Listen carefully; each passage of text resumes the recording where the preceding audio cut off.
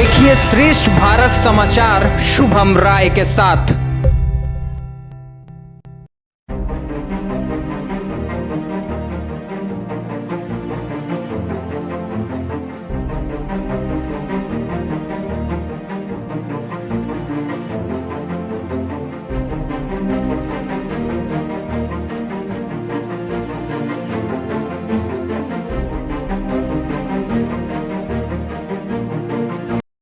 Sir, श्रेष्ठ भारत समाचार में स्वागत है आपका। और जैसा कि सुनने में आ रहा है, पूरे उत्तर भारत में बिहार की धरती मुजफ्फरपुर पे गणेश उत्सव के पावन पर्व पे ये जो भव्य स्वराज्य पर्व का जो आयोजन आप लोग करवा रहे हैं, ये बड़ा ऐतिहासिक है।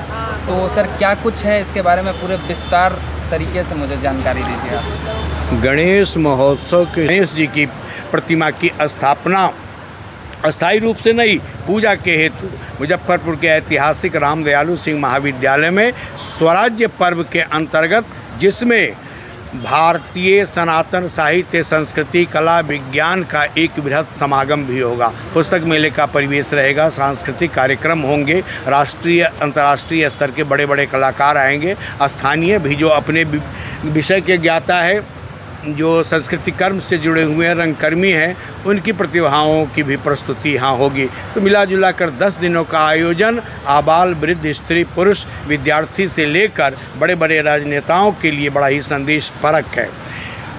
गणेश जी की यह प्रतिमा जो मुजफ्फरपुर में आई है, यह ऐतिहासिक इसलिए कि पहली बार 1893 में जिस शिल्पी ने गणेश जी की प्रतिमा बनाई थी, उसी के परपोते प्रशांत खेड़कर ने मुजफ्फरपुर के लिए गणेश जी की प्रतिमा विशेष रूप से उन्होंने तैयार की है।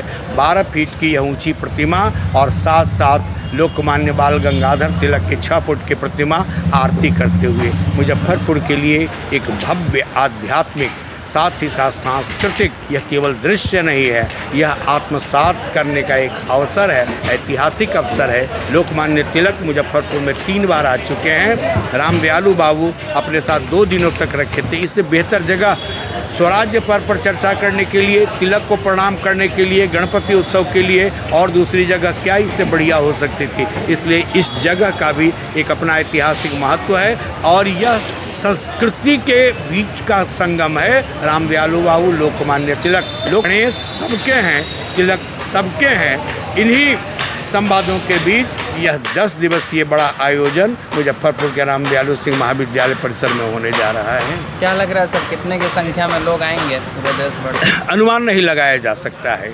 लोगों की बुद्धि अगर सही जगह पर रही, भगवान की प्रेरणा हुई और अगर उनके भीतर भारतीयता और राष्ट्रीयता है, तो गांव से भी लोग आएंगे, दूसरे ज़िलों से भी आएंगे, नेपाल से भी आएंगे, विद्यार्थी भी आएंगे, वरिष्ठ भी आएंगे, युवा भी आएंगे, सब आएंगे। सकारात्मक वातावरण में बहुत कुछ ग्रहण करके जाएंगे। संस्कार और संस्कृति को जानने समझने का यह एक ऐतिहासिक अवसर है। स्वयं के व्यक्तित्व को परिमार्जित करने का अवसर है। भारत क्या है, हमारी समृद्ध परंपरा क्या है, सनातन धर्म क्या है, इसकी सही व्याख्या बच्चे हमारे जानेंगे। बच्चे सके, एक अच्छे सामाजिक बन सके, एक अच्छे भारतीय बन सके, एक समृद्ध विश्व नागरिक बन सके, इसके लिए भी गणपति महोत्सव और स्वराज्य पर्व के अनेक विषयों में सहभागी होने की अनिवार्यता है। यहाँ जिस तरह के विषय दिए गए हैं हर दिन परिचर्चा के लिए, संवाद के लिए, वे विषय हैं युवा और समाज, युवा और संस्कार, युवा और शिक्षा, समाज और विज्ञान। तो हमारा विकास, संपूर्ण विकास, चाहे व्यक्ति का विकास हो, परिवार का विकास हो या राष्ट्र का विकास हो, एक एक जाति के सहयोग से होता है, एक एक विषय के समृद्ध ज्ञान से होता है। इसलिए हम सकारात्मकता की ओर चलें। इसलिए भी स्वराज्य पर्व और गणेश उत्सव जैसे भव्य, दिव्य, आत्मीय और संस्कारवान आयोजन की अनिवार्यता है। लोग आएंगे, हजारों की संख्या में नहीं, लाखों की संख्या में आएंगे। देवता अपना काम स्वयं करा लेते हैं और यह एक एक व्यक्ति का उत्सव है, किसी एक का उत्सव नहीं है। यह सार्वजनिक है, राष्ट्रीय उत्सव है। धन्यवाद।